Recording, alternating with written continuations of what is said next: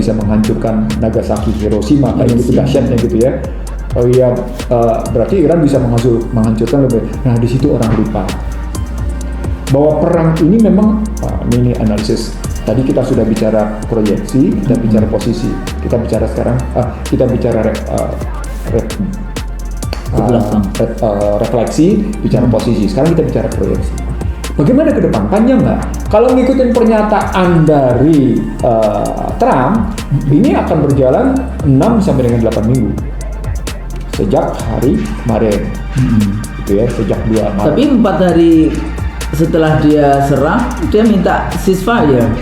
Ya tadi, karena pada hakikatnya situasinya sudah tidak terkendali. Kalau semua analis yang paham betul bagaimana Iran, posisi Iran, tidak mungkin yang namanya Anda serang Iran. Yang siap perang panjang itu Iran, bukan Amerika.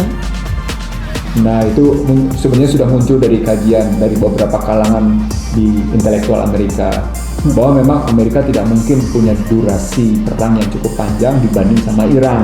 Walaupun Iran negara kecil kata mereka, tapi salah katanya karena tadi ini bukan menyangkut soal nuklir, ini menyangkut soal Khamenei, ini menyangkut soal sistem. Nah begitu menyangkut soal sistem.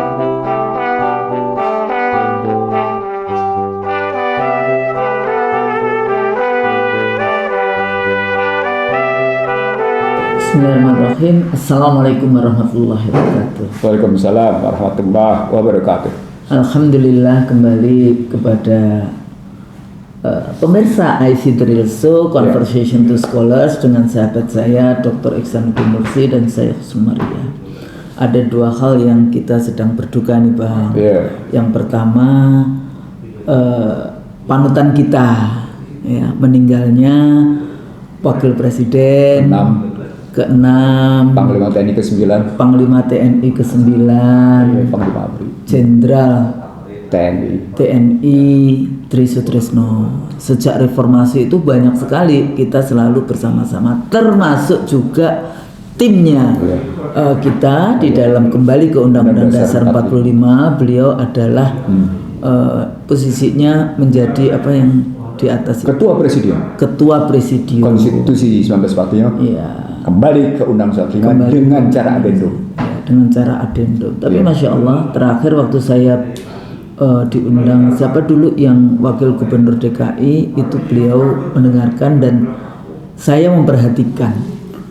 Kayaknya Pak Tri terakhir itu very religious dalam konteks itu ya. Jadi waktu itu malah mengajari saya Ibu Husnul bagaimana dalam Al-Quran, bagaimana di dalam semuanya, karena waktu itu saya juga bahas tentang konstruksi negara Indonesia itu dari kumpulan dari kesultanan dan kerajaan-kerajaan Islam dari Aceh sampai Tidore, dan itu setelah itu dibahas habis oleh Pak Tri gitu, kita perhatikan. Dan Bang Nursi juga, bahkan kita waktu itu harusnya ketemu juga ya, tapi kemudian waktunya tidak pas dan sudah sakit. Jadi mudah-mudahan maghfir lahu warhamhu wa'afihi wa'fu anhu. Akrim nuzulahu wa la taftina ba'dahu.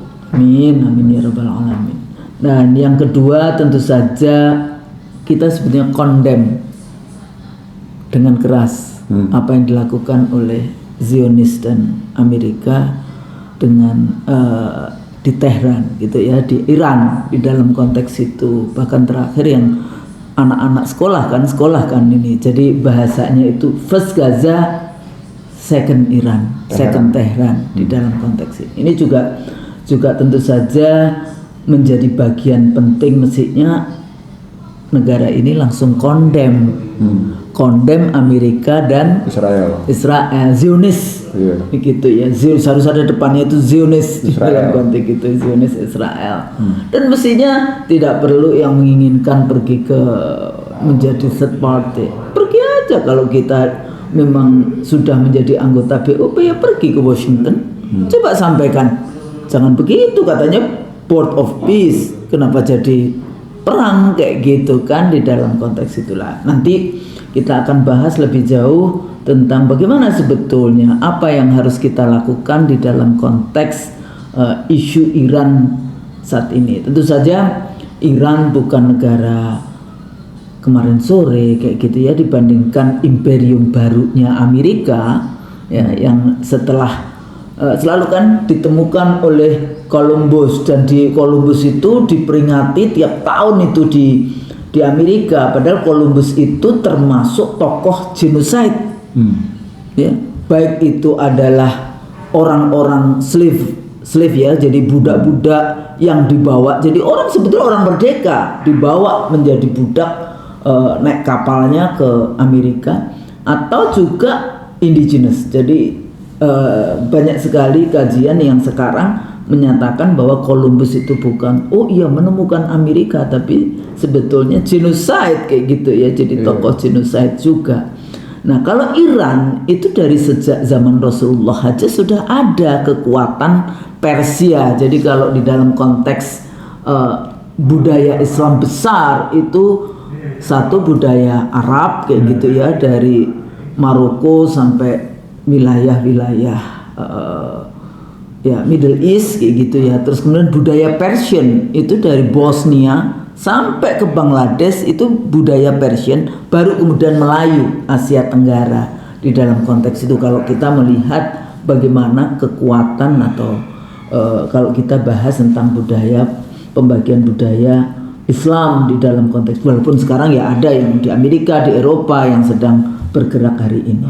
Nah, kekuatan Iran ini luar biasa di dalam konteks kalau kita lihat dari dulu sebetulnya selalu membela Palestina, tapi menurut saya Iran itu memiliki kekuatan yang sinos, kalau negara itu sih sinos her limit. Jadi dia tahu batasnya dia, kekuatan dia ya, sudah diembargo dengan segala macam, dia tahu itu. Makanya banyak sebetulnya Iran itu menggunakan proksi. Jadi apakah dengan Hizbullahnya yang di Lebanon, di Suriah, dan juga di tempat lain di dalam konteks itu. Nah, atau dia juga menggunakan kebijakan yang cultural center yang dia sosialisasikan itu. Masih ingat dulu Bang, waktu saya masuk di UI itu angkatan 79 pas revolusi Iran ya. Dan waktu itu kekuatan kita adalah Islam bisa menjadi as a political system. Kita kan selama ini kan nggak ada, dalam Islam tidak ada sistem political systemnya atau negara Islamnya. Selalu kita diajarkan tidak ada. Maka revolusi Iran itu menjadi kekuatan tersendiri bagi kita waktu itu gitu ya. Menjadi self esteem kita sebagai aktivis Muslim waktu menjadi mahasiswa ya, dengan kemudian kita baca juga kan buku-buku Ali Syariati, Murteza Mutahari dan lainnya di dalam konteks ini ya, di dalam konteks, tapi tidak sampai pada level yang kemudian kita converted ke yang mengikuti di dalam konteks aliran sektariannya kayak gitu ya. Karena pada saat itu saya sudah Muhammadiyah, saya sudah yang HMI di dalam konteks itu. Tapi ya itulah dalam kalau kita melihat kekuatan. Dan waktu saya di Australia, saya sempat diminta oleh teman-teman mahasiswa Iran ya, yang belajar di sana sekitar 250-an, tapi ya memang laki semua, perempuannya cuma sedikit kayak gitu. 5 orang saya hitung waktu itu. Tapi saya bicara di situ bagaimana tentang pandangan kita terhadap revolusi Iran waktu itu, dengan saya tarik kepada gerakan yang terjadi di setelah 79 awal 80-an di Indonesia, dengan semangat sebetulnya lagi-lagi Islam as a political system itu nyata kayak gitu ya di depan kita. Kalau enggak kan udah lama nih, sejak jatuhnya Turki Utsmani kita diajak mengganti konstitusi yang modern nation state sekuler dan seterusnya seperti itu. Nah, lead the fire-nya seperti apa? Kalau saya lihat di dalam konteks Iran ya, selain Iran selalu mendukung Palestina di dalam perjuangan kemerdekaannya, tapi lead the fire-nya itu pada saat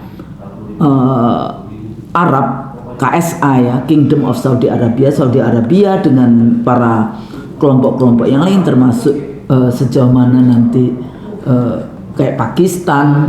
Cuma Pakistan waktu itu kalau siapa yang perdana menterinya yang pemain kriket itu Imran Khan sekarang yang masuk penjara, dulu itu sudah mau ikut di dalam konteks normalisasi hubungan negara-negara tersebut dengan Zionis Israel. Nah itu menurut saya itu lead the fire-nya. Dengan normalisasi, tapi kemudian diikuti oleh pidatonya siapa? Netanyahu di UN yang menyebutkan the prosperous, the great Israel. Ternyata the great Israel itu wilayahnya mengambil dari Mesir, mengambil Saudi Arabia, Irak, Kuwait, ya, Lebanon, Syria, Jordan, itu sudah diambil semua oleh great Israel di dalam konteks itu. Nah, itulah yang lead the fire yang kemudian 7 Oktober. Sesudah itu ya terus menerus, walaupun sejak dulu selalu ada di dalam konteks konflik senjata antara Iran dan ini, dan kekuatannya kan luar biasa. Dia punya misal balistik misal yang berapa ribu ini sampai ke Indonesia enggak nanti. Nah itu kalau kita analisis military industrial complex. Nah jadi Bang, kalau kita lihat akar masalah perebutan hegemoni ini, kalau Bang Nursi kan kuat di konteks bagaimana sistem finance dunia dan di dalam konteks apa yang terjadi dan perseteruan peradaban seperti apa yang kemudian nanti kita akan bahas.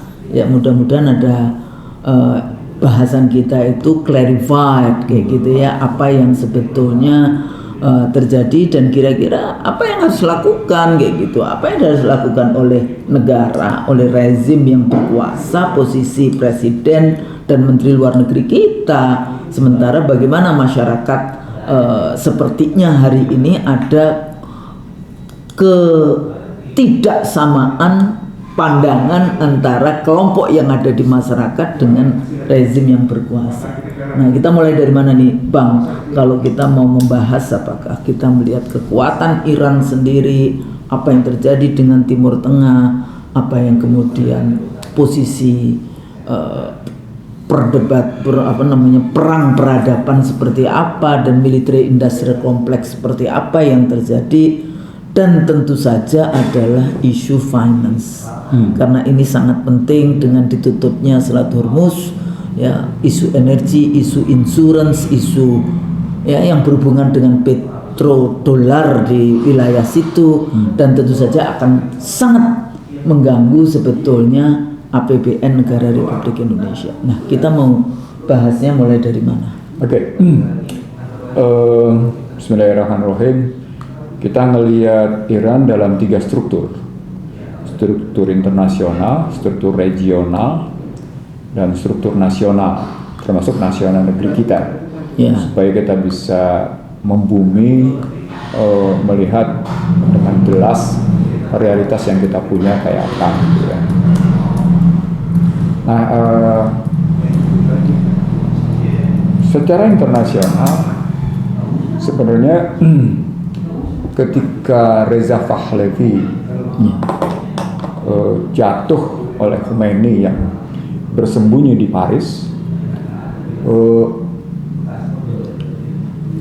kekuasaan Amerika, kemampuan Amerika mengendalikan Teluk Persia, mengendalikan Selat Hormuz, mengendalikan Middle East, Timur Tengah gitu ya, sudah berkurang.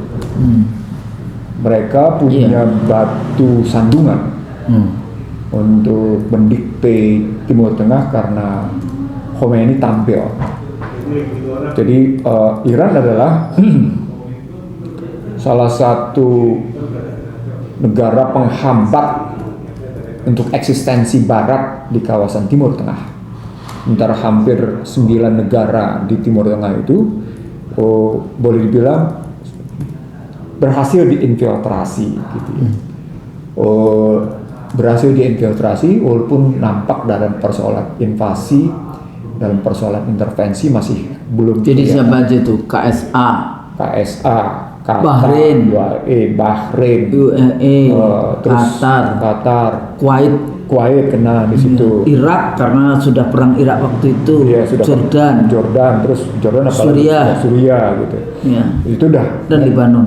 Dan perlu tahu bahwa kalau langsung lompat ke pertanyaan Husnul, Enggak, soalnya tadi Bang Nursi bilang negara-negara di situ, jadi perlu Iya. juga di. Iya, Kadang-kadang kita geografi juga susah juga. oh, betul. Mapping ininya, pemikirannya, Iya, mapping geografinya. Nah, kalau saya lompat ke situ, itu berkaitan nanti dengan yang disebut dengan Arab Spring Arab Spring. 2010-2011. Iya. Tapi dalam perspektif internasional, Barat terhambat atau tepatnya terganggu dengan posisi Iran, apalagi dengan Khomeini berkuasa di situ. Nah, sejak 79 itu hambatan Barat, hambatan Israel untuk mengukuhkan dominasinya di kawasan Timur Tengah terus-menerus terganggu. Tidak pernah bisa tidak terganggu. Bahkan mulai dari persoalan embargo, sanksi ekonomi, standarisasi, nilai tukar, semua tidak tembus. Nuklir. Kalau nuklir nanti kita bicarakan di situ gitu ya. Saya baru bicara nuklir nanti karena nuklir proliferation itu terhadap Iran itu baru muncul sesungguhnya di pertengahan dekade 80-an karena dikhawatirkan memang Iran berhasil mulai menata pengalihan uranium. Nah, kalau kita ngambil regio internasional kayak gitu, itu berarti sesungguhnya motif Barat adalah motif tentang bagaimana mengendalikan energi. Ketemu tesisnya, dua tesis di sini. Tesis pertama tesisnya Eisenhower. Eisenhower bicara tentang perang adalah bisnis yang memberikan keuntungan yang menggiurkan gitu. Eisenhower itu ngelihatnya. Perang adalah bisnis yang memberi keuntungan menggiurkan gitu melihatnya. Tesis kedua yang muncul itu kalau Eisenhower muncul di periode 53-an 55 setelah Perang Dunia Kedua. Setelah Perang Dunia Kedua dan menjelang masuk ke Marshall Plan gitu ya. Maka Henry Kissinger ketika melihat problem embargo minyak Saudi Arabia, bukan Saudi Arabia, embargo minyak beberapa negara Arab ke Amerika mengakibatkan rontoknya Bretton Woods pertama dan melahirkan Nixon Shock, keluar kata-katanya Henry Kissinger, siapa menguasai minyak dia akan mengendalikan bangsa-bangsa, nations, kalimatnya nations, mengendalikan bangsa-bangsa. Di sini ketemu bahwa minyak adalah keuntungan yang menggiurkan gitu. Jadi substitusinya berarti Petrodolar kayak gitu. Nah, kalimat sederhananya petrodolar. Tapi kalau pakai dua tesa ini, tesanya Eisenhower dan tesanya Henry Kissinger, sesungguhnya Barat sudah mendapatkan pesan di dekade pertengahan, di medio abad 20 bahwa minyak adalah gitu ya, komoditas yang menggiurkan, keuntungan yang menggiurkan gitu. Dan itu berarti kalau mereka terhambat menguasai Timur Tengah, itu berarti mengganggu kelanjutan kesinambungan kekuasaan mereka baik di Eropa maupun pada Amerika sendiri. Pada saat itu Amerika sangat tergantung pada pasokan minyak dari Kuwait, dari Arab Saudi. Jadi Amerika sebelum berhasil pada shale oil, shale gasnya pada 2015-2016 itu, dia tergantung dari 5 negara, dari Kanada, dari Venezuela, dari Kuwait, gitu ya, dari Arab Saudi gitu posisinya, juga dari satu lagi dari kalau nggak salah dari lupa saya satu lagi, ada 5 negara menjadi penentu pemasok minyak ke Amerika. Nah, dari sana sejak tahun 60 sudah terjadi pemilahan OPEC non OPEC gitu. Hingga hari ini OPEC misalnya menguasai sekitar 45% produksi dunia yang mencapai 104,97 juta barel per hari. 56% dikuasai oleh non-OPEC yang di dalamnya setelah shale oil berhasil di Amerika menjadi produsen terbesar, menjadi salah satu produsen terbesar per harinya sebesar 13 juta barel. Yang kedua adalah Arab Saudi sekitar 10. Amerika menjadi produsen sekitar 11 sampai dengan 13, Arab Saudi 10 sampai dengan 9 juta barel per hari.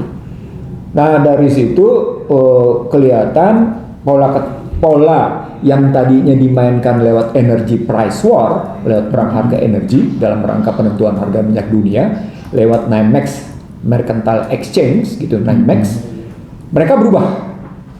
Jadi strategi sejak yang namanya Khomeini bertahan, Hamini bertahan sama 49 tahun gitu, mereka mengubah strategi. Strategi bukan lagi bermain pada perang harga, tapi strategi ini sudah pada strategi yang disebut dengan supply chain strategic planning. Jadi perencanaan strategik pada mata rantai pasokan.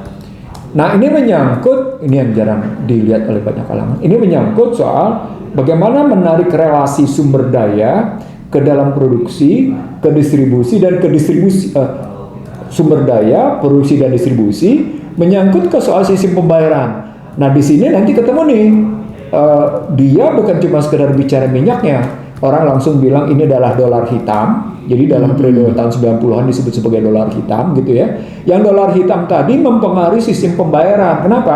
Karena diperjanjikan bahwa setiap transaksi minyak harus dalam US dollar. US dollars. Harus dalam greenback gitu ya. Greenback. Makanya ini juga kekuatan. Dan payment sistemnya harus pakai SWIFT gitu. Dan SWIFT menjadi penentu untuk kemudian kecepatan, kelambatan atau penahanan pembayaran. Wah, di situ ceritanya. Jadi di balik itu ada problem-problem besar yang sesungguhnya jadi menguasai ekonomi finance-nya. Makanya kemudian ketika ada orang bicara cuma military industrial complex, dia ketinggalan zaman. Karena dia sudah jadi sebenarnya sejak itu jadi satu sebetulnya di dalam konteks itu. Karena itu sejak tahun 71 ketika Bretton Woods betul-betul habis, itu permainan bukan lagi industrial military complex. Tapi sudah masuk financial military industrial complex. Kayaknya kita sudah bahas itu. Makanya kalau ada orang bicara cuma military industrial complex ketinggalan. Iya, jadi di dalamnya itu sudah lama. Sudah hampir boleh dibilang sudah hampir 60 tahun sepenuhnya jalan di situ. Nah, bahasa lain ketika dia berubah dalam perencanaan strategi di mata rantai pasokan, maka suka tidak suka sesungguhnya Amerika harus menguasai berbagai sumber daya energi di dunia. Tujuannya ketika hegemoni mereka sedang runtuh disebabkan kekalahan perang industri manufaktur, kekalahan perang nilai tukar, kekalahan perang ICT, kekalahan perang sistem ekonomi, mengembalikan hegemoni dan dominasi. Itu yang orang jarang lihat. Jadi Amerika yang disebutkan American First atau MAGA, Make America Great Again, ini sebenarnya sedang dijalankan oleh Trump dengan peace through strength. Perdamaian melalui kekuatan. Tapi kekuatan ini untuk menuju pada kembalinya Amerika sebagai hegemon, sebagai dominator. Dominan. Sebagai dominator. Pemimpin dominasi Barat. Iya, sebagai dominator, sebagai hegemon, sebagai dominator istilahnya. Gitu ya, Nah, kalau ngambilnya begitu, struktur internasional begitu, maka persoalan Iran dalam relasi dengan minyak tidak bisa kita lihat melulu pada persoalan minyak saja. Tapi harus dilihat dalam kerangka 4 tadi, industri manufaktur, keuangan, ICT, dan perang ekonomi gitu. Kenapa? Karena begitu mereka menyerang Iran dan kemudian Selat Hormuz terganggu dan kemudian kilang Arab juga dihajar dan pada saat yang sama ada ancaman untuk menyerang semua instalasi desalinasi air gitu ya. Maka sesungguhnya sedang diancam adalah perekonomian global. Yang sedang diancam oleh Iran, artinya Iran semua akan kena. Semua artinya, saya tidak sedang menyalahkan Iran. Saya sedang memaparkan bahwa Iran akan melibatkan berbagai kalangan sehingga nanti semua perekonomian terkena. Ketika desalinasi air terjadi. Pada itu, karena Arab betul-betul tidak bisa lagi memproduksi. Kenapa? Karena tadi 45% itu akan produksi global akan terpengaruh.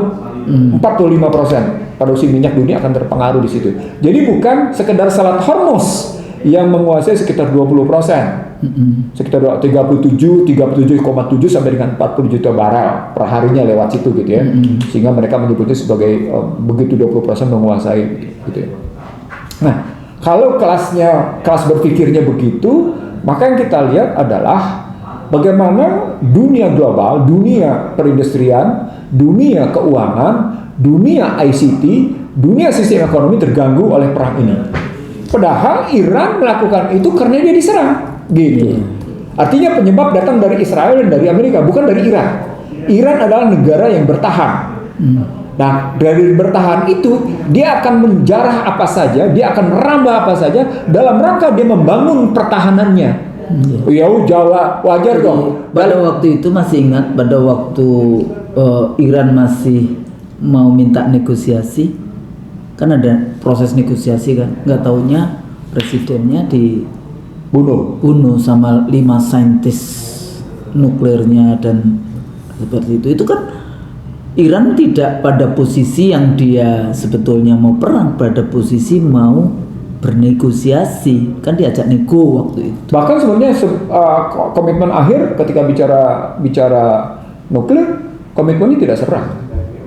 Tapi kemudian Amerika Israel yang melanggar. Lagi-lagi mereka begitu. Dan mereka selalu false flag ya. Jadi bagaimana mereka memberikan informasi yang salah. Nah, begitu sampai pada informasi yang salah, di sini kita mesti tahu bahwa perang yang saya bilang ini akhirnya menjadi perang bukan sekedar energy price war, tapi menjadi supply chain strategic planning war.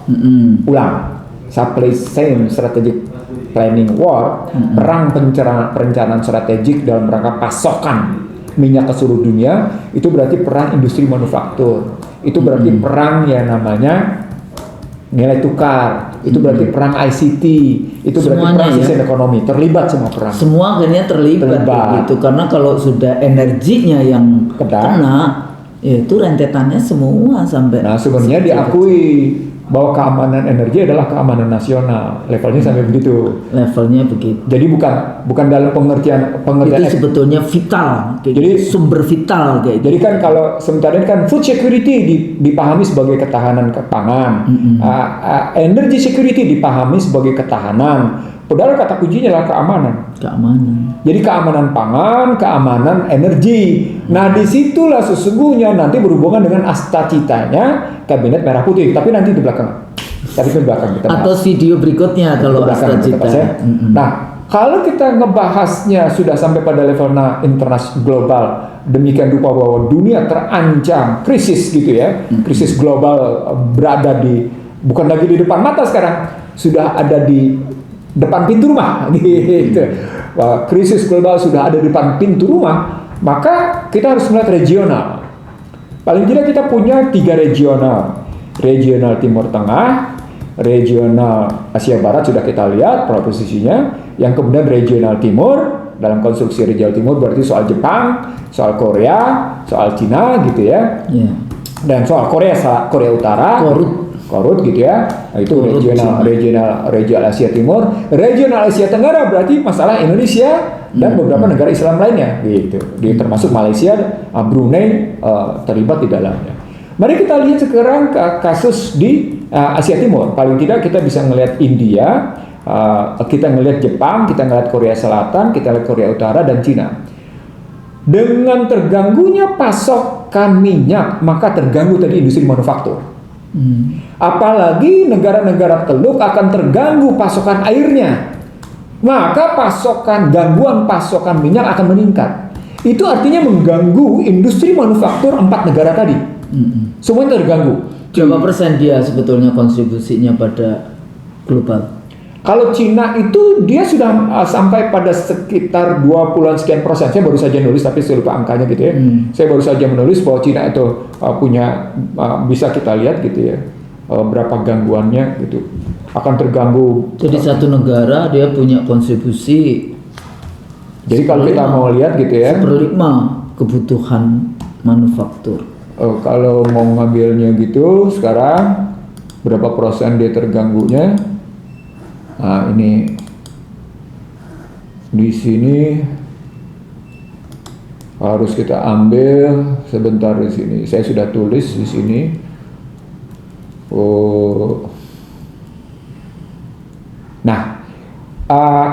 Cina itu menguasai manufaktur dunia 28%. Sementara Amerika itu menguasai 16-17%. Dengan begitu, sesungguhnya yang akan terganggu mata rantai pasokan menjadi sekitar 50% lebih. Kalau Cina saja 28%, kemudian diperkirakan kan negara dunia lapis ketiganya adalah Jepang. Maka Jepang berada di kisaran 13%. 13 tambah 28, 41. Ditambah dengan Korea. Korea juga terkena, berarti sekitar 50%. Kan juga terkena India. Nah, terkena juga ya. Nah, jadi 4 negara tadi terkena gitu ya. Maka mata rantai pasokan industri manufaktur terganggu 50%. Itu makanya terganggu perekonomian dunia. Apa poinnya? Poinnya bukan cuma sekedar meningkatnya ketidakpastian. Poinnya adalah gitu ya, pertumbuhan ekonomi dunia akan terganggu total. Maka problematik perekonomian itu juga akan menimbulkan kemiskinan, kelaparan, ketimpangan dan seterusnya, gitu ya. Ini penyebabnya jangan dilihat Iran, karena Iran itu sekali lagi diserang. Itu yang saya bilang bedakan sebab sama akibat, gitu dalam sebuah talk show saya ngomong gitu. Kita ngelihatnya kausalitas aja deh. Kalau kausalitasnya begitu maka akan beda gitu ngelihatnya. Nah, kalau sudah sampai pada regional Asia Timur terganggu, pasti Asia Tenggara terganggu. Iya. Nah, kalau Asia Tenggara terganggu, yang paling kuat terganggunya siapa? Indonesia. Indonesia pasti terganggu. Nah, Indonesia terganggu dari segi dua. Dari ekspornya, karena negara-negara itu tadi menurun perekonomiannya, negara importnya juga terganggu, sekaligus juga terganggu energinya. Yang paling utama terganggu energinya. Nah, itu yang mesti dilihat lebih dalam. Saya kira surplus perdagangan yang dinikmati oleh Indonesia sekarang ini gitu di 2025 surplus kemarin gitu ya, dia akan terganggu deh. Tapi pada saat yang sama, pasokan energinya juga akan terganggu. Apa dampak dari pasokan energi terganggu?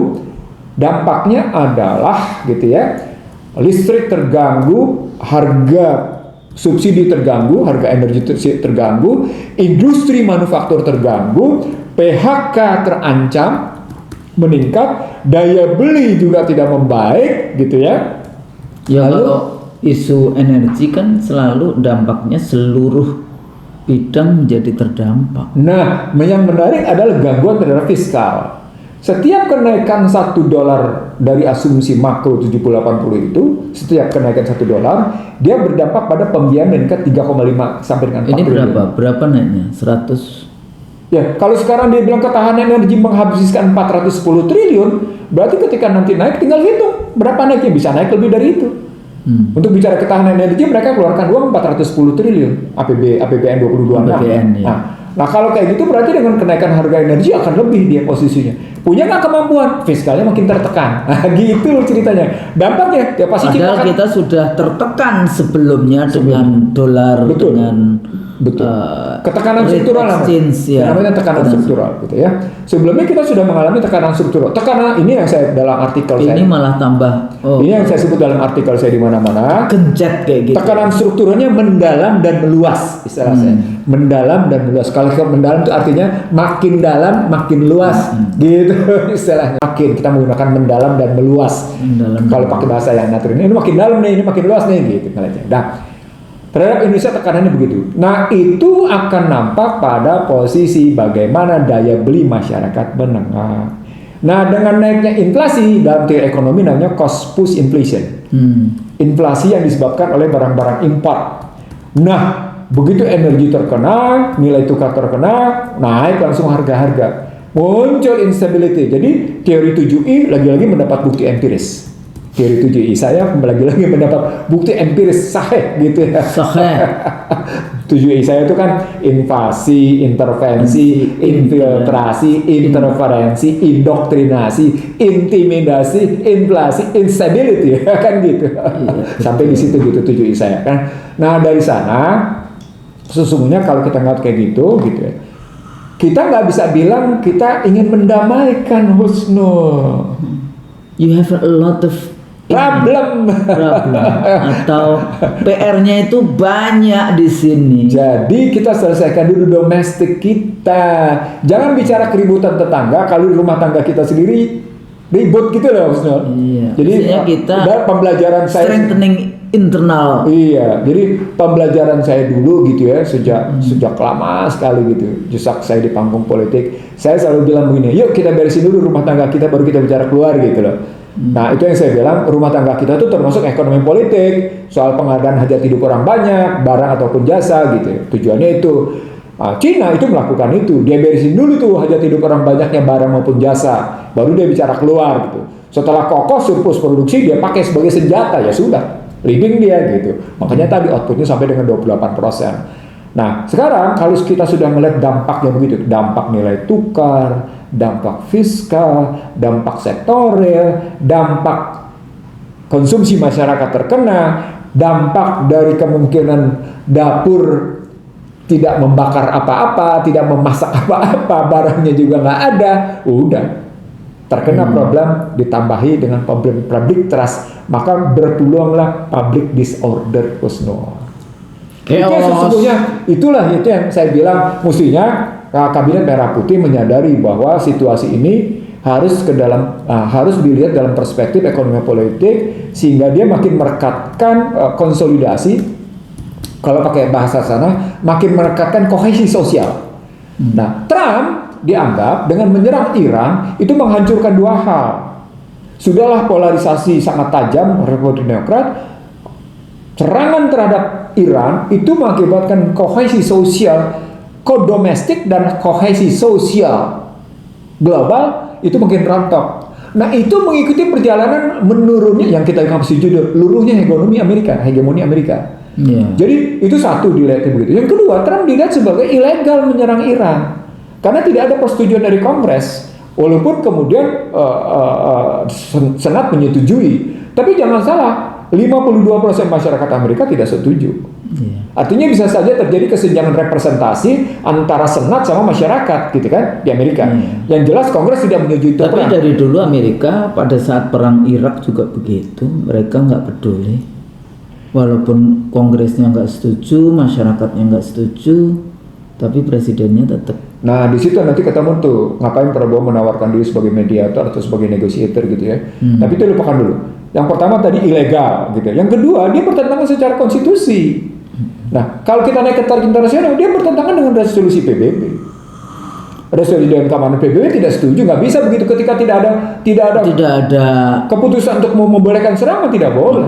Nggak boleh melakukan itu. Tapi kan statementnya Trump juga mengatakan nggak peduli dengan internasional. Waktu Venezuela, dia kan nggak peduli dengan internasional. Memang tadi ini yang saya bilang, ini karena mereka sudah menerapkan, ini saya buka nih di sini, lagi-lagi saya siapkan dua hal.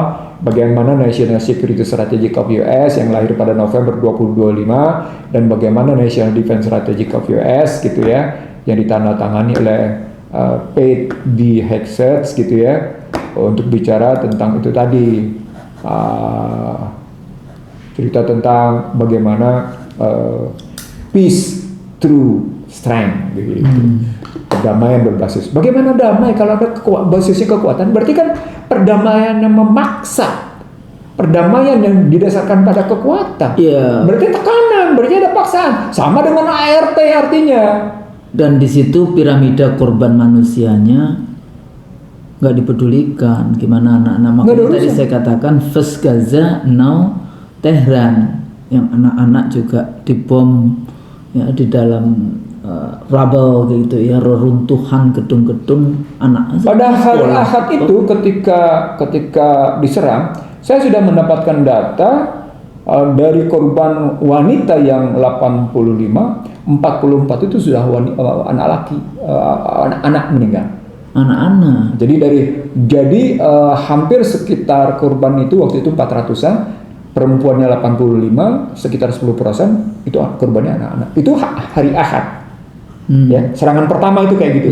Apalagi sekarang sudah tambah dari situ. Dan tambah yang terakhir yang sekolah itu. Nah, jadi artinya kalau kita mau ngambil gitu, jadi maksudnya bagaimana sih cara berpikirnya Barat ya, dalam CQ, Trump dan menteri pertahanan maupun yang ini di dalam konteks dia mau bikin proksi Zionis Israel kuat, mau bikin apa tadi hegemoni di wilayah regional itu dia kuat, tapi dia tidak memikirkan sama sekali, tidak memikirkan ini. Makanya pada saat si pemimpin Iran Ali Khamenei meninggal itu kan langsung tuh di pidatonya si Trump kan mengatakan orang yang paling dianggap paling apa itu. Ya kan memang 3 tujuan dia.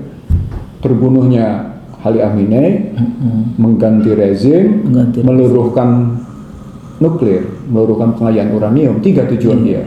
Jadi sekarang dianggap sudah hal ini sudah tercapai, tapi masih belum tercapai soal rezim, masih belum tercapai soal nuklir. Padahal nuklir mestinya sudah terjawab ketika mereka menyerang pada Juni 2025. Iya. Karena mereka sudah bilang mereka sudah ngebatas habis basis nuklir dia Iran. selalu Ternyata kan enggak. gitu. Ternyata kan nggak bisa. Iya.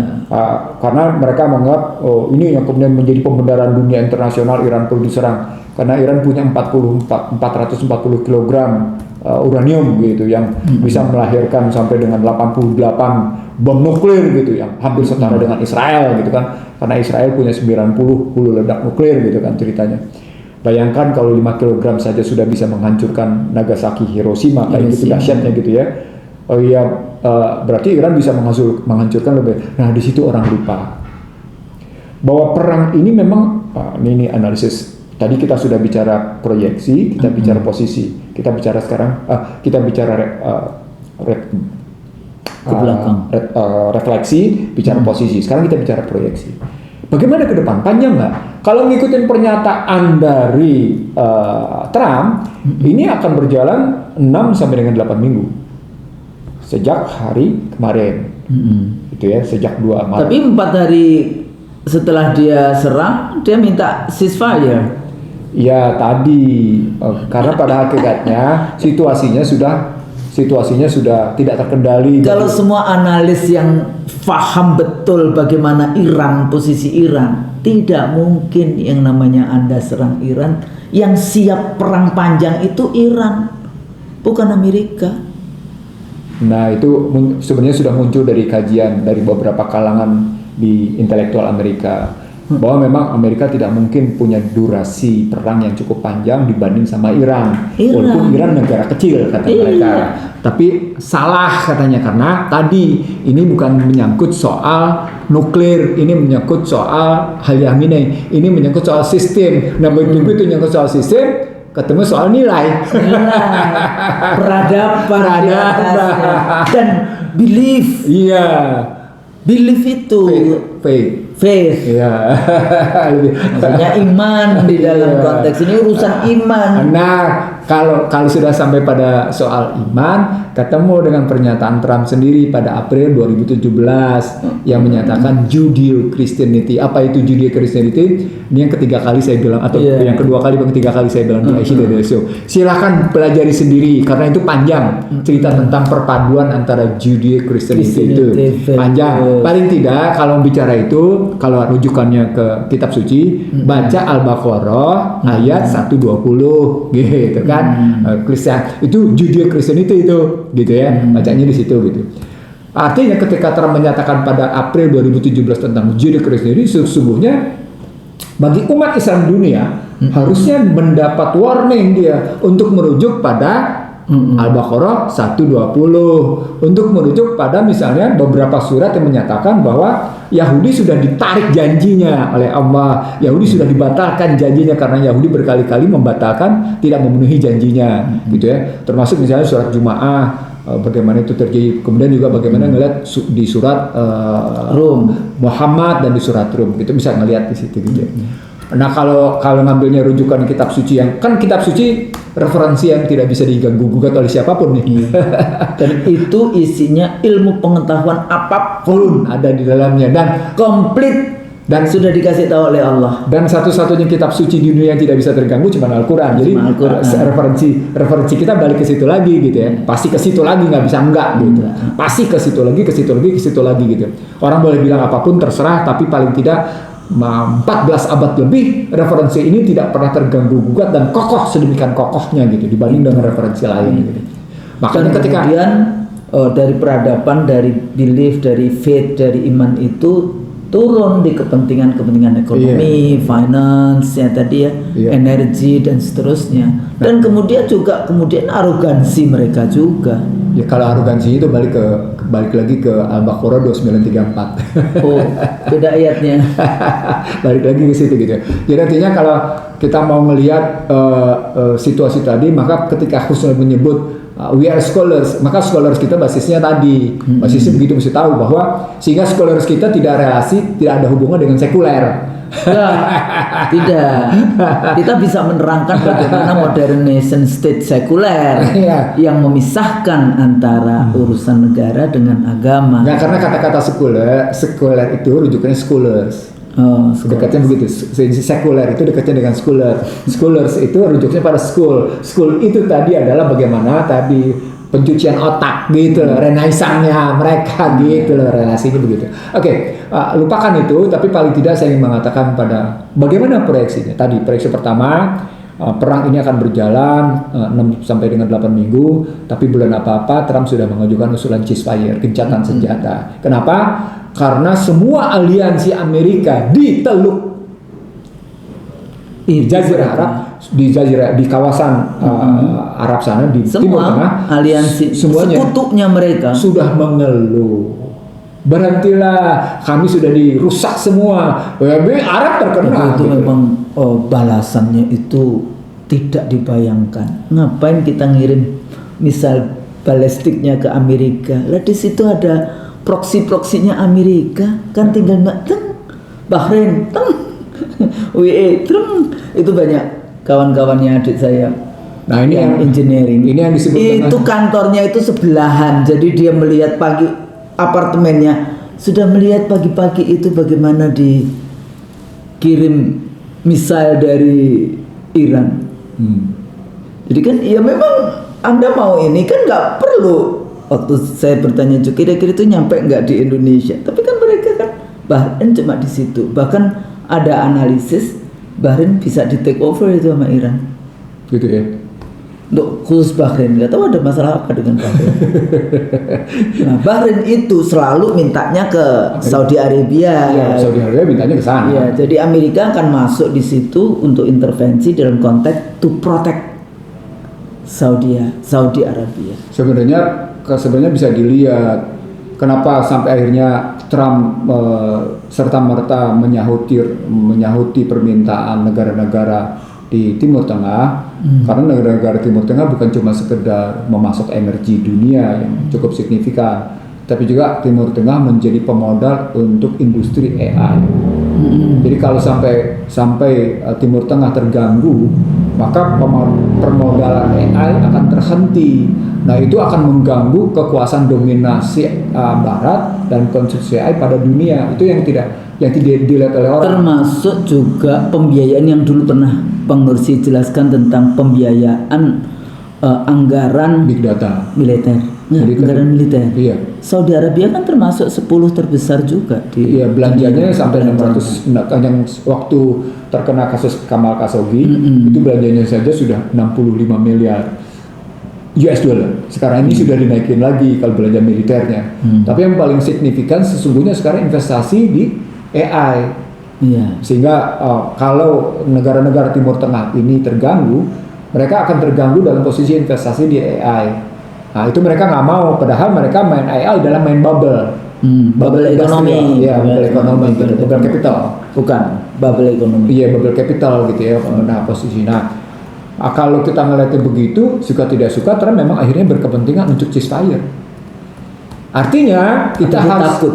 Artinya saya pernah bilang begini, saya pernah menggunakan tesis Eisenhower, perang untuk damai untuk perang untuk ekonomi untuk perang. Itu kita juga. Ini udah kita.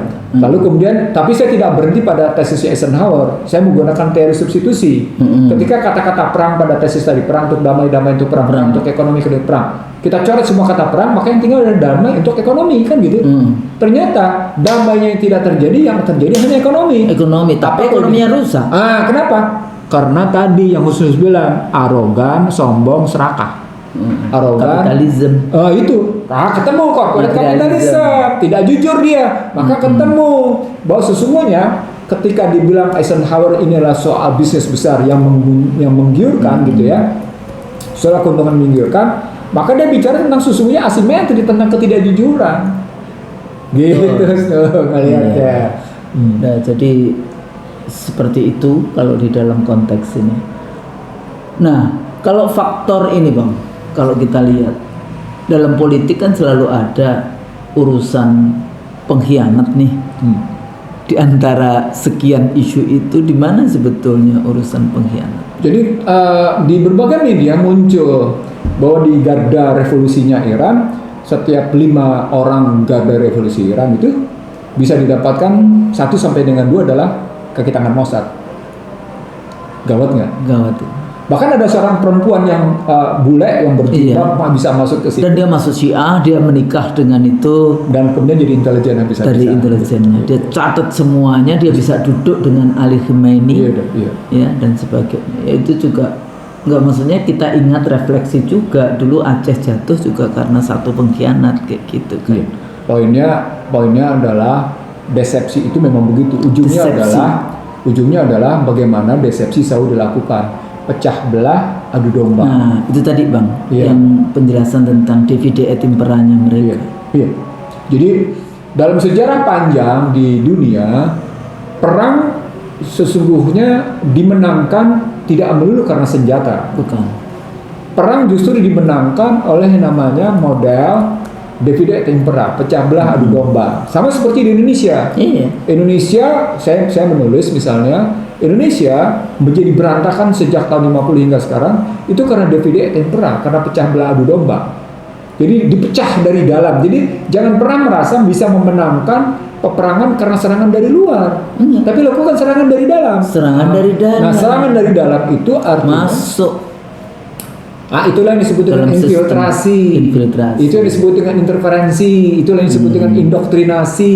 Itu yang disebut dengan bagian dari intimidasi. Nah, disitulah ketika media arus utama di Indonesia teriak-teriak tentang kedaulatan digital yang terganggu karena agreement on reciprocal trade. Ya, media nggak ngelihat bagaimana sesungguhnya kedaulatan negara ini rentan karena produksi mereka juga gitu loh. Karena mereka mendukung dunia liberal nggak ada batasnya gitu loh. Jadi jangan subjektif gitu dong melihatnya gitu loh maksud saya. Saya ingin mengajak media arus utama juga cukup objektif melihat tentang masalah gitu loh maksud saya. Iya, tapi persoalannya media Indonesia itu kan bukan investigatif. Dia lebih banyak media katanya. Lah kalau yang katanya nggak jelas ya bagaimana? Ya, baik, itu mungkin soal metodologi ya. Tapi buat saya soal dari segi metodologi kayak gitu ada lagi masalah yang lebih kokoh bahwa tentang tata kelolanya, tentang bagaimana misinya gitu ya. Itu juga penting. Jadi kita bedakan dulu antara metodologi, tata kelola dan misinya. Nah, sekarang ketika dihadapkan oleh pernyataan bahwa sesungguhnya kita balik ke Indonesia rentan dari semua sisi, dari segi kedaulatan digital, kedaulatan informasi, soal label, soal perdagangan, soal politik luar negeri, soal ketahanan perang, durasi perang namanya gitu ya. Atau durasi sekarang energi kita dengan situasi kayak gini tinggal 20 hari dan itu nanti akan punya dampak pada posisi bagaimana dapur kita ngebul apa enggak karena pasokan gas gitu ya. Karena LNG udah bikin kompor kayu siap-siap bagi ibu-ibu. Nah, sebenarnya kalau teman-teman malam tidur saja. Kalau teman-teman di beberapa daerah yang berkomunikasi sama saya, mereka memang sudah mengantisipasi. Misalnya kalau pangan mereka melakukannya ini, kalau energi mereka melakukannya begini, gitu. Mereka sudah sampai kayak gitu. Sudah sejauh itu mereka misalnya apa yang mereka tanam, kebetulan mereka di daerah. Jadi berpeluang kayak gitu. Bagaimana energi mereka gantikan dengan apa gitu. Mereka sebenarnya udah siap dengan kayak gitu. Nah, artinya sesungguhnya itu kan levelnya individual, levelnya keluarga. Yang penting negara. Bagaimana negara mengantisipasi terhadap isu perang ini? Nah, kalau diksinya antisipasi itu artinya kita atau bukan antisipasi dan gitu, polisinya. Jadi sudah pada level yang pathnya, jadi apa yang dilakukan? Ya, lebih konkret lagi mitigasinya gimana? Nah, mitigasinya gimana gitu ya? Bagaimana kita memitigasi tesisnya sudah if then, sudah if then. Jadi if dalam 20 hari ini kita masih oke-oke saja. Setelah 20 hari apa yang dilakukan? Dan itu mungkin setiap bulan. Jadi nggak bisa itu langsung 4 tahun ke depan. Kalau otoritas mengatakan mereka sudah mengalihkan impor dari Arab, dari Kuwait ke Amerika karena memang mereka punya perjanjian mereka untuk energi. Tapi salah kalau berpikirnya cuma itu. Mereka cuma sekedar mengganti pemasok. Maka menang Amerika memang kalau sampai sekedar mengganti pemasok. Padahal problemnya sekedar bukan sekedar maka mereka masuk terperangkap dalam apa yang saya sebut tadi, supply chain strategic planning, mereka terperangkap di situ. Ini kan supply chain strategic planning war, perang perencanaan strategik pada mata rantai pasokan, kan gitu. Itu di atas semuanya, tapi basicnya. Nah, makanya kalau sudah sampai pada basicnya, maka pertanyaan besarnya sampai seberapa jauh misalnya. Ini sebenarnya saya pernah melakukan kajian ke beberapa teman, termasuk ada sebuah lembaga di kawasan Merdeka Selatan yang sudah melakukan kajian bagaimana sesungguhnya keamanan ekonomi Indonesia. Nah, kita tidak pernah punya undang-undang perekonomian nasional yang di dalamnya harus bicara tentang keamanan energi, keamanan ekonomi. Kita tidak pernah punya undang-undang perekonomian. Kalau ada undang-undang pertahanan, gitu ya, kenapa tidak ada undang-undang perekonomian, gitu loh? Kalau ada undang-undang tentang bagaimana organisasi sosial yang di dalamnya soal pertahanan sosial, termasuk undang-undang soal bantuan sosial segala macam, mestinya di perekonomian itu ini kan dipecah-pecah. Ada undang cipta kerja, ada undang-undang perdagangan, ada undang perindustrian, ada undang keuangan. Tidak pernah dalam kerangka makronya utuh. Nah, di situ kelihatan kita menyalahi. Sorry itu sih harus saya bilang. Tapi ini bukan omongan baru sih. Menyalahi konstitusi, values. Jadi kita sudah jauh terperangkap dengan cara-cara berpikir yang terfragmentasi. Dan kita bangga dengan model-model parsial kayak gitu. Parsial. Iya, kita bangga dengan model gitu, model-model parsial. Tanpa kita pahami bahwa model-model tidak mencari akar interkoneksi antara parsinya kayak gitu dengan akarnya kayak dengan apa? Akarnya. Jadi kan mestinya ketemunya begitu, gitu ya kalau bilang. Terus dia bilang, oh iso dinurusi sama Australia kerjanya ngomong aja. No. We are ready to presentation, gitu. Kami siap menyajikan pemikiran kami, walaupun tidak berarti harus di istana, gitu kan? Silakan, nggak perlu kan di istana kami siap. Kita sebetulnya sudah banyak sekali juga memberikan masukan-masukan. Kalau toh tidak langsung istana, toh sekarang yang sedang berkuasa itu kalau nggak mahasiswa kita, teman kita, adik angkatan kita yang seperti itu. Tapi kan apakah mau mendengarkan di dalam konteks ini, karena agak sedikit harus berjuang ya di dalam konteks ini kayak gitu kan, karena with a prinsip.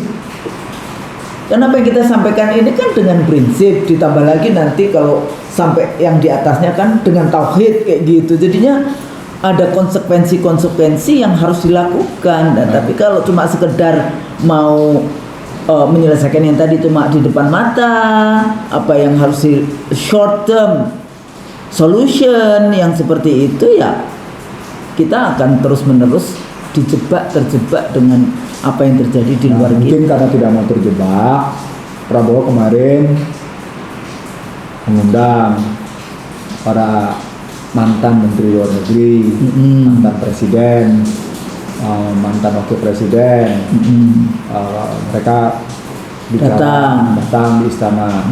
Hari ini mengundang juga beberapa tokoh agama datang di istana. Ada ratusan yang diundang. Dan saya kira kalau undangannya banyak kayak gitu pasti itu one way dialog gitu. Iya. Cuma mendengarkan kebijakan, bukan kemudian pertukaran pemikiran. Bukan. Jadi nggak bisa. Yang kayak gitu itu paling bisa cuma 12 orang. Saya aja kalau conference ya workshop yang betul-betul itu cuma 12 orang tuh di Washington. 12 orang seluruh dunia nih diambil. Terus saya di UNESCO dulu itu juga 12 orang. Nggak tahu mereka kenapa 12 ya. Karena tadi Musa kan 12. Mungkin. Bukan mungkin. Bukan mungkin. Disipelnya itu cuma 12. Itu serius ini. Saya diundang ke Prancis UNESCO 12 people. Dan wajah saya yang Asia sendirian. Ya itu 12 tadi. Musa kan itu 12. Oh iya, saya nggak ngeh itu juga. Yusuf kan itunya 12. Ya 12 gitu. Memang. Musa 12, Yusuf 12 gitu. Nah, itu mereka ngambilnya itu tesis besarnya. Pasti 12. Pasti 12. Tapi kalau pakai kajian psikologi optimum 24. Iya. Atau kita pakai 13. Kalau Muhammadiyah pakai 13 gitu.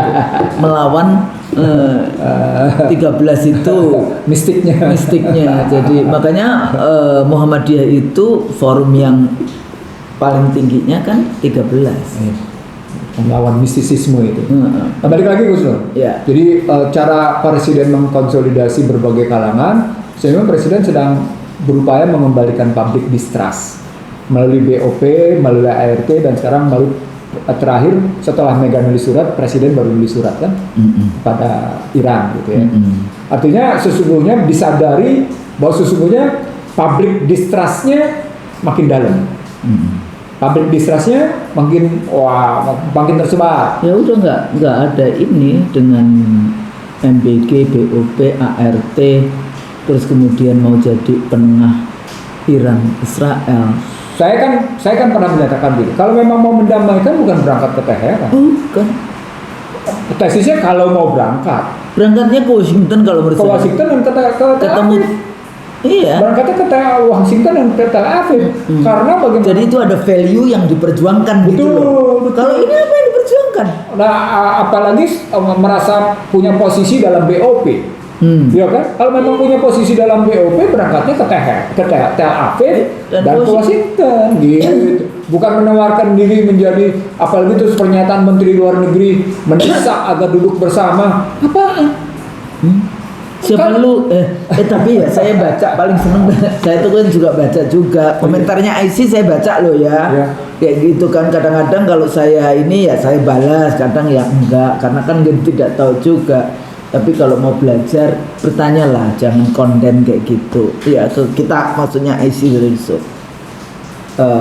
Beri masukan apa yang Anda tidak paham sehingga kita bisa menyampaikan. Kalau di konten sih itu biasa aja Usman. Oh ya, kalau kita sih nggak penting kayak gitu. Enggak, ini loh yang namanya Iran di dalam itu banyak sekali. Al Jazeera ya, saya baca yang Al Jazeera itu semua banyak sekali yang bicara tentang buayu. Siapa Anda mau mendamaikan Iran dan ini? Nah, ini kan ilmunya juga. Padahal Al Jazeera bahasa Inggris saja di Mesir sudah di-ban. Iya. Bayangin coba, Al Jazeera bahasa Inggris saja di-ban, apalagi yang bahasa Arab. Bahasa Arab. Jadi, yang bahasa Inggris saja di-ban coba di Mesir. Apa artinya? Artinya perangnya memang sudah totality war. Totality war. Totality war ini. Jadi ini bukan perang-perang. Sudah pada level peradaban di semua lini. Iya. Tapi memang ada keinginan yang tadi, untung itu ada kan, dengan makanya Trump kan masih ngotot bagaimana dia akan menyelesaikan masalah keuangannya, finansial. Nah, begitu sampai pada keuangan muncul pertanyaan. Sebenarnya siapa yang paling diuntungkan dengan perang ini? Gitu loh. Kan mau tidak mau Amerika akhirnya menerbitkan lagi surat utang kan? Dalam rangka membiayai perangnya. Yang begitu surat utang, sekarang siapa yang beli? Yang beli sekarang ini nomor 1, tahu nggak siapa? Siapa? UK. Great Britain. Tapi UK-nya harus dilihat City of London gitu loh. Itu City of London. Tapi Perdana Menterinya itu pidatonya hoax atau bener ya? Benar. Yang mengatakan dia tidak mau terlibat di dalam perang itu karena belajar dari Irak. Iya.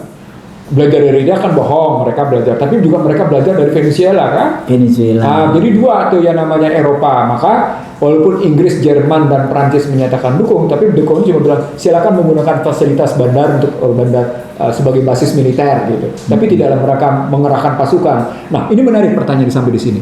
Ketika mereka kayak gitu, PT Hexet tetap memaksa. Jadi serangan udara yang sudah terjadi ini akan diikuti oleh serangan darat Husnul. Jadi makanya kemudian pertahanan angkatan laut Iran itu diserang habis-habisan. Kekuatan udara Iran juga habis digempur. Nah, PT Hexet sudah menyatakan mereka sudah ngirim 110.000 pasukan untuk menyerang darat. Itu yang saya bilang tadi, ini eskalasinya akan terus meningkat gitu ya. Dan di situ mau tidak mau apa yang diminta oleh Trump lagi-lagi cuma desepsi gitu loh kalau saya bilangnya. Sampai betul-betul rezim sistem nih maksud saya. Sistemnya balik lagi ke zaman dulu. Sistem yang tunduk pada Washington, sistem demokrasi.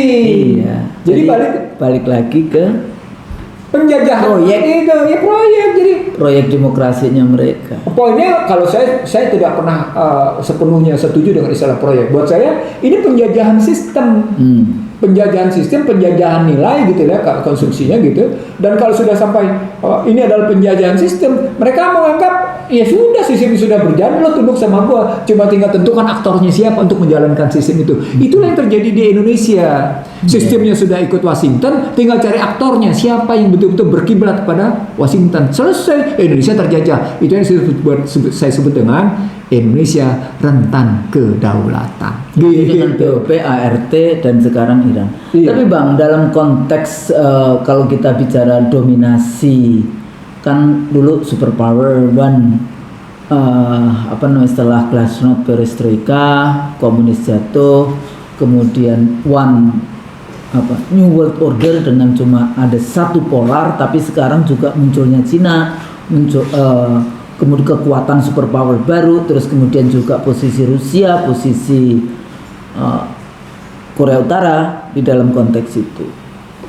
Sampai kapan misalnya Rusia, Cina, Korea Utara terlibat masuk di dalam konteks perang ini?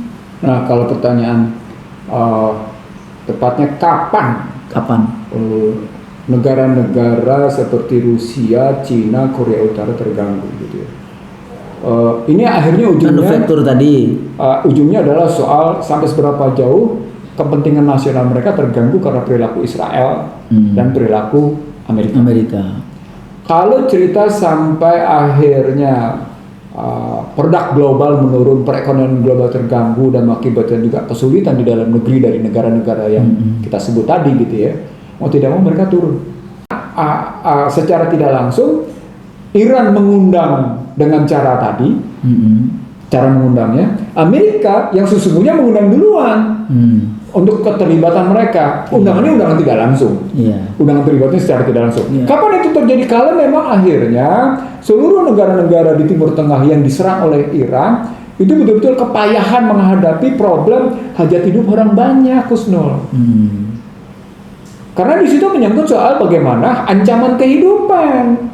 Itu kata kuncinya, ancaman kehidupan masyarakat. Survival lagi gitu ya, bagaimana dia harus survive, rakyatnya harus survive dan sebagainya, ekonominya survive, finance survive. Tapi walaupun bukan berarti sekarang nggak terlibat, dia sudah beli senjata, beli ini kan ya pasokannya kan dari mereka juga. Dan pada konstruksi perang dalam pengertian real, kontak senjata. Maksud saya begitu. Kapan? Apakah nunggu sampai urusan nuklir ini juga terlibat sehingga point no return menjadi Iran perang dunia ketiga? Iran menyatakan kami akan menggunakan senjata yang tidak pernah kalian tahu. Iran. Artinya ketika Iran betul-betul kan kalau Iran sekarang memainkan posisi serangan terhadap negara-negara aliansi Barat di kawasan Timur Tengah, itu Iran masih dalam penggunaan senjata yang biasa mereka punya.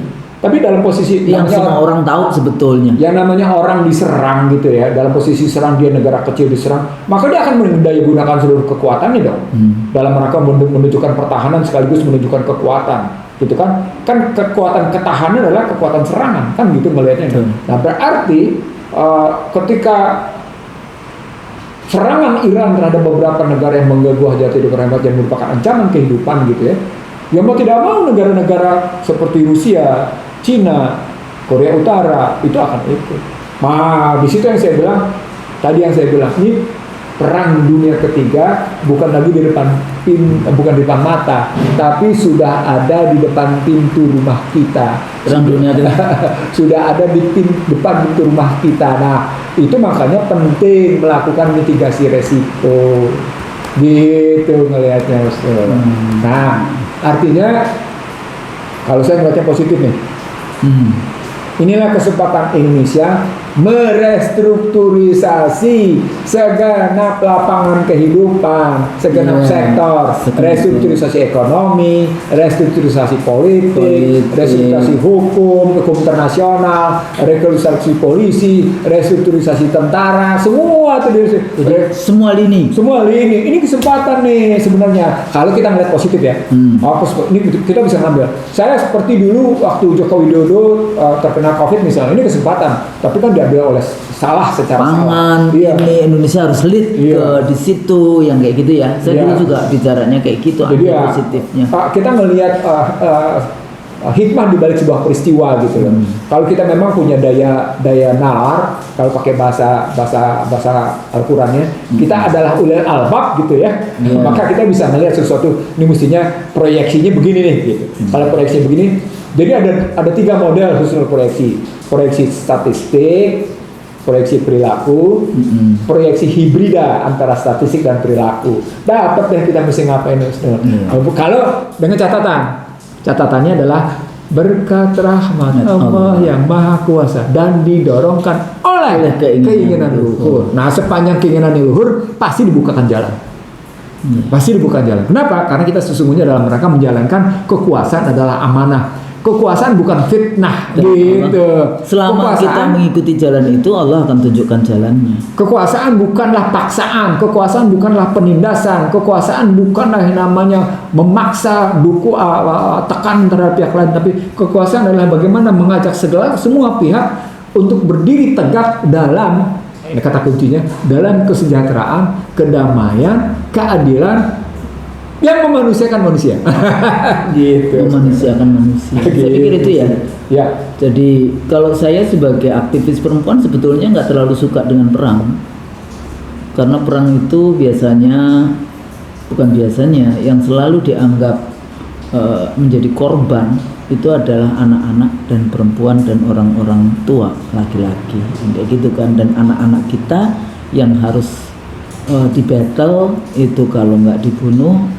Tapi kalau laki-laki itu dibunuh mati. Tapi kalau perempuan itu biasanya isunya ada kekerasan-kekerasan yang dihadapi oleh perempuan. Ya, itu prinsipnya. Tapi kadang-kadang dalam satu negara nggak mungkin. Kalau saya belajar dari sejarah Rasulullah juga dari satu perang ke perang yang lain juga. Tapi masya Allah kayak gitu. Kadang-kadang saya agak sedikit, udahlah para pemimpin itu suruh perang tangan kosong, kasih aja satu pulau di Indonesia untuk mereka dengan tangan kosong berantem yang kayak gitu. Tapi kan nggak mungkin itu juga tuh obsesi yang nggak mungkin ada. Nah, jadi kita sebagai seorang Muslim sebetulnya kita sudah diajarkan juga sirah nabawiyah, bagaimana kita akhir zaman, apa yang peperangan seperti apa. Kan semua ini sebenarnya kita menunggu apakah itu di era kita ataukah kita tidak akan melihat era itu yang seperti itu. Jadi perang akhir zaman. Turunnya Imam Mahdi ya? Turunnya Imam Mahdi, kemudian turunnya Nabi Isa, tapi bukan sebagai Nabi ya.